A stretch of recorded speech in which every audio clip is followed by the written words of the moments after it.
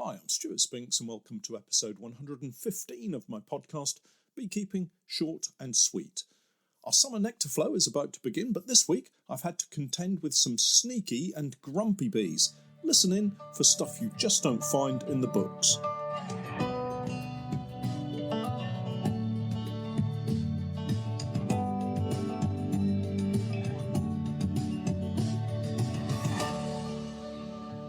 Beekeeping Short and Sweet, a beekeeping podcast for the inquisitive beekeeper with a short attention span.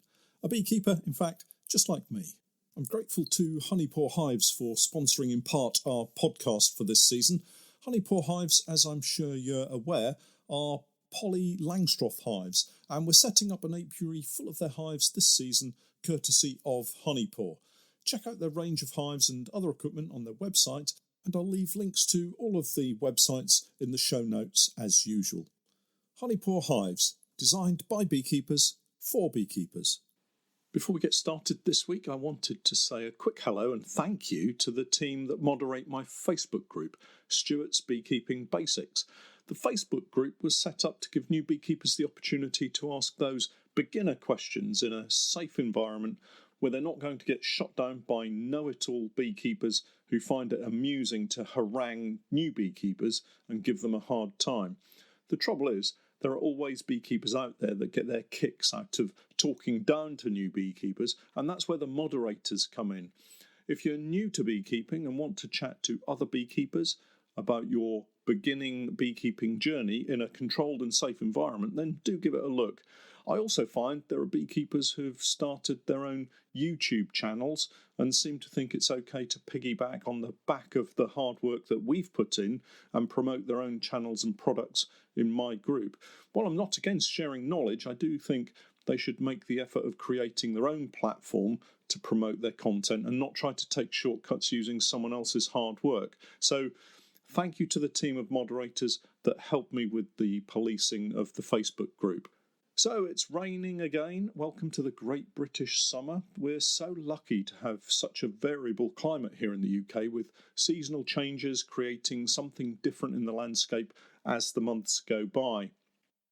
The rain is actually very welcome, perfectly timed, in fact, for all of the summer flowering plants that our honeybees will be foraging on over the next 5 or 6 weeks. Remember, the plants need the water in order to produce a decent amount of nectar, in order to tempt our pollinators, including my honeybees, onto their flowers to pollinate them and get a reward of nectar for doing so. This is, for me, the start of our summer nectar flow. Colonies are now in a variety of states, ranging from queenless, where they have swarmed, being occupied by a virgin queen that has recently emerged. Some have newly mated queens that have just started to lay eggs, and others, such as our skyscraper colony, seem to be ploughing on full steam ahead and doing just fantastically well. The flip side is we've discovered several colonies that have chronic bee paralysis virus, and I think I mentioned before that I'm going to follow a policy of destruction with these. I just don't want it spreading throughout my apiaries. Thinking back to the various colonies I currently have, I would say I have an average setup currently. Not everything is where I want it to be, and I have lost a few swarms from colonies that were totally unexpected.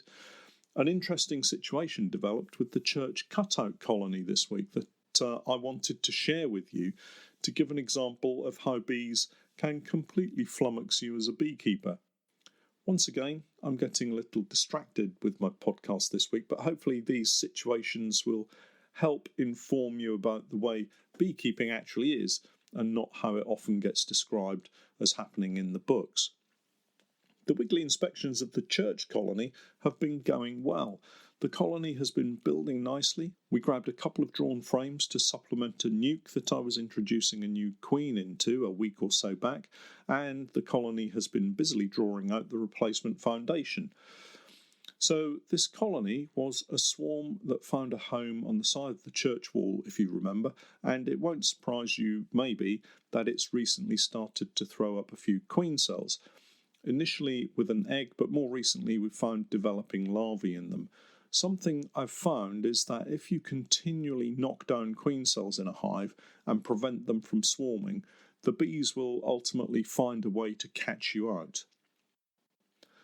Maybe they'll hide a queen cell in a super or bury it deep in a corner somewhere so you can't see it. Incidentally, queen cells in supers are where workers have taken eggs through up into the super. The queen hasn't physically gone through and laid an egg in there because you've got your queen excluder in place. I once had a colony hide a queen cell in a large irregular shaped patch of drone brood. I missed it and they swarmed.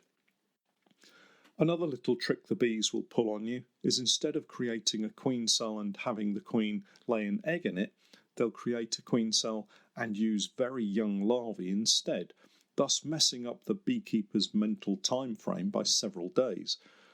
We all tend to think or are told that colonies swarm once they have sealed queen cells, and the reason we carry out weekly inspections is that it takes 8 days for a queen cell to be capped over.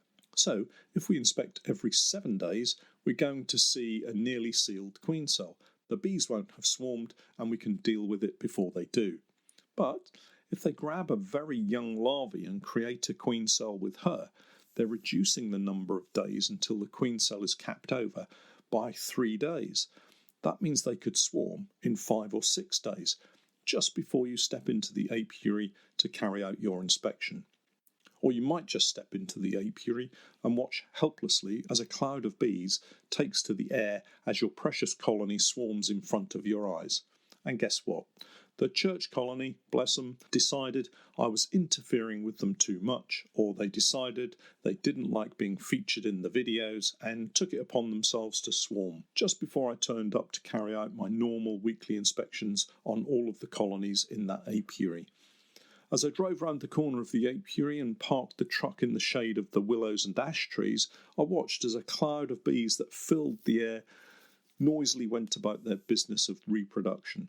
It's a fascinating sight, even if it is rather depressing for us beekeepers. Thank goodness for clipped queens. I actually watched the queen emerge from the hive and attempt to fly away with the swarm. She launched herself off the front of the hive, made it about 3 feet away from the hive, and then spiralled down into the grass. A small group of bees followed her down onto the grass as well, but the majority went up into the air, circled around in a somewhat confused state for a minute or so, and then, as if by magic, all filed carefully back into the hive, trying to work out where on earth the queen had disappeared to. I know a lot of beekeepers are not keen on clipping queens, but I have to say that despite my best efforts this season, I'm pretty certain I would have lost somewhere in the region of a dozen swarms, if not for clipping. From a commercial honey production perspective, that's quite a saving in production numbers that will directly improve the amount of honey I produce this year. Meanwhile, in the long grass, our queen was climbing the grass to try to figure out what on earth was going on, an ideal opportunity to grab her and pop her back into the hive. A somewhat surprising move, granted, but at the time I had more pressing matters on my mind, and I just wanted to secure her for a few minutes, and yes, I'd left my queen cages back at the unit. Thinking specifically about this colony, they had been inspected just the day before they swarmed. Several queen cells, those were open queen cells, had been removed, and there certainly weren't any sealed queen cells in that hive at all. I suspect the additional inspections I'd given them probably made them think that they'd been interfered with enough and it was time to go. So how can we deal with this situation? Well, the first thing to do is to prevent them from swarming immediately again. Caging the queen would of course sort that out, but, well, we've already covered that point. Beekeeper incompetence wins out again. Maybe that's a bit harsh. Let's call it beekeeper forgetfulness. The second best option is to remove all the flying bees from the hive.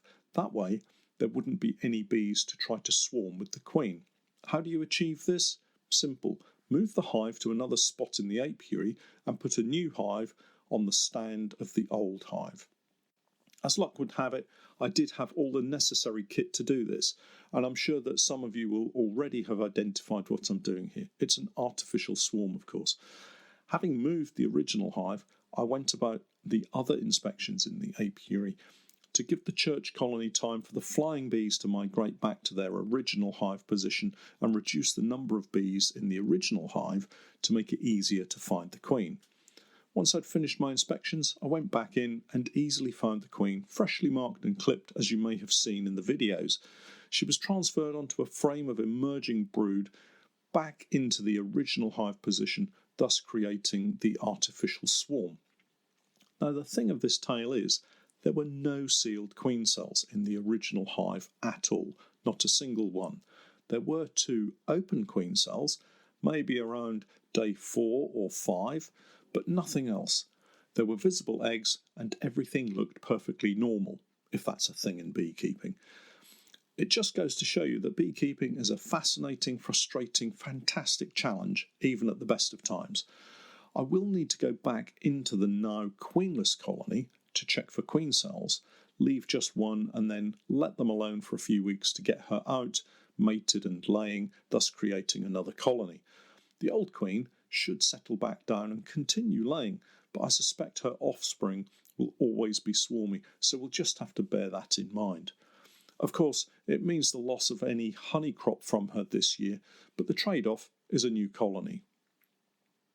Changing the subject, have any of you found that your bees have become really nasty recently? We've been carrying out our regular inspections, and I have to say, some of the colonies have been particularly challenging.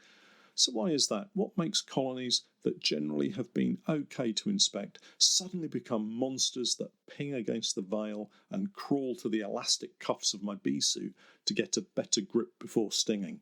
Well, I don't think it's just that I have nasty bees. In fact, I would say the vast majority of my colonies this year have been pretty calm. So what's going on? Well, firstly, we've hit the June gap. And despite there being some forage out there for them, there's no way there's enough to compare to that fabulous spring flow that the colonies have enjoyed. And so this will make the bees grumpy for a start. Add to this the humid, thundery conditions that have been popping up recently, and there's another ingredient that will make the bees a little less friendly. Also, inspecting in cooler temperatures with a little rain in the air will also throw up a challenge for us, so I think the combination of weather conditions isn't helping. Finally, add to this the fact that I recently robbed them of their spring honey surplus, and that's probably the icing on the cake. Although I can't guarantee it, I think within the next week or so, when the weather settles and the summer nectar flow kicks in for real, we'll see the bees calming down again. It's never nice inspecting bees in these conditions, and if you don't have to, I would suggest maybe waiting for better weather. But as we've seen, the bees will take advantage and probably swarm. I hope your bees are doing well, and you've got them in a position to take advantage of the summer nectar flow. To get the very best out of a season, you always have to be thinking ahead. Right now, brood boxes should be full of brood in all stages, frames of sealed brood, eggs, a decent proportion of food stores, and a queen laying frame upon frame of eggs. If your colony is set up like that and you're managing the swarming issues, you should be set for a great summer. The brood currently developing and emerging is going to be your foraging force for the summer, and you'll enjoy the fruits of the hard work you've put in to get them to this position. Remember, workers take 21 days to emerge, so as the days tick by, you need to be thinking 21 days ahead. The conveyor of task management within the hive progresses as the bees mature and eventually get out foraging, but they don't simply emerge and head out into the world to gather nectar and pollen. What does happen, however, is as new bees emerge to carry out the tasks within the protected environment of the hive, the more mature workers will move on to duties such as foraging. So each bee emerging now, in effect, adds to the foraging force in their own right. If you have been unfortunate enough to have suffered a recent swarm, maybe in the last 2 or 3 weeks, you may find you have no brood of any kind in your brood box right now. I know I have a couple like this. The impact of this is there's a break in the workforce. Those eggs now being laid have 21 days until emergence, and that puts us well into July, missing the peak of the summer flow. I find here in Norfolk the last week of July sees a tap turned off and the nectar dries up almost overnight, so it looks like I have 5 more weeks or so. Remove 3 of those weeks of developing brood, and that leaves just 2 weeks of reduced foraging. not much honey to be produced there, especially if you don't have drawn comb in your supers. Hopefully that's not the case, and you have a vigorous, thriving colony, supers with frames of drawn comb ready to be filled, and lovely calm bees to inspect through the rest of our active season. I'm looking forward to just that, and also some mid-season queen rearing, if only I can get my act together. Now, where did I put those queen cages? Well, that's it for this week. Thanks for hanging around until the end of the podcast, and do keep the comments coming. Please do take a look at the extra content available on my Patreon page. That's www.patreon.com/Norfolk Honey. I'm Stewart Spinks, and that was Beekeeping Short and Sweet.